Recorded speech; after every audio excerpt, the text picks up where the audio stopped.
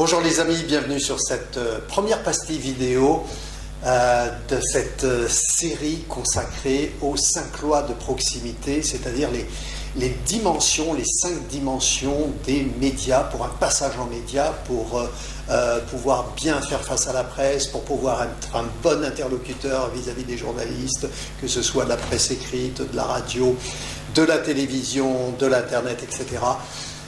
Eh bien, vous avez l'obligation de comprendre ce cadre des 5 lois de proximité. Alors, tout de suite une explication. Proximité, qu'est-ce que ça veut dire? Être en proximité avec le contexte, le cadre, les demandes du public, de ce qu'on appelle l'audience, ce qu'on peut aussi appeler les clients des médias.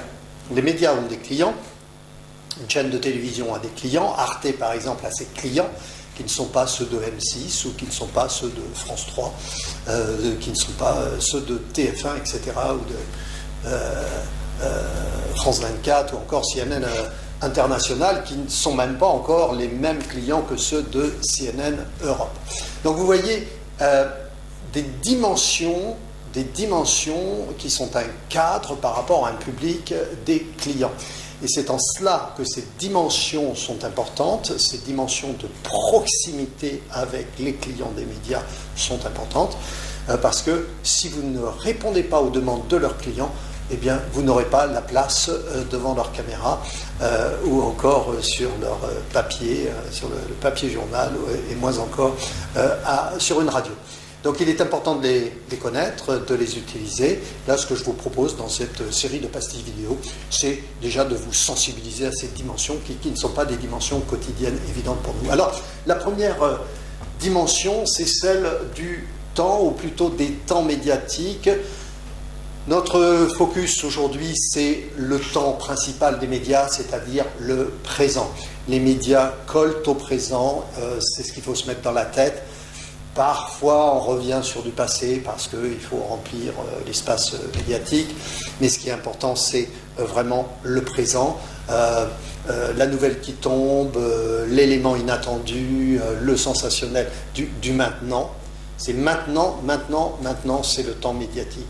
À tel point que, par exemple, vous pouvez maintenant, aujourd'hui, donner une interview, répondre aux journalistes, faire bien votre boulot, mais entre le moment de votre entretien et la parution, la sortie, il peut y avoir un élément d'actualité qui vient bousculer les plans des médias, et on donnera priorité maintenant à un autre événement. Donc vous voyez, c'est vraiment, on appelle ça l'actualité brûlante, l'actualité chaude. Eh bien, il est très important d'être dans le maintenant. Alors, le décalage avec le monde de l'entreprise est flagrant, puisque le monde de l'entreprise fait régulièrement référence au passé pour donner des contextes, pour expliquer que ceci et cela, pour justifier, etc. Et souvent, les intervenants qui n'ont pas été formés en média training, eh bien, arrivent avec beaucoup de passé. Non, arrivez avec du présent, faites envisager le futur, parce que les journalistes vont vous taquiner, vous challenger sur le futur, qu'est-ce que ça va apporter à leurs lecteurs, téléspectateurs, auditeurs, etc., etc.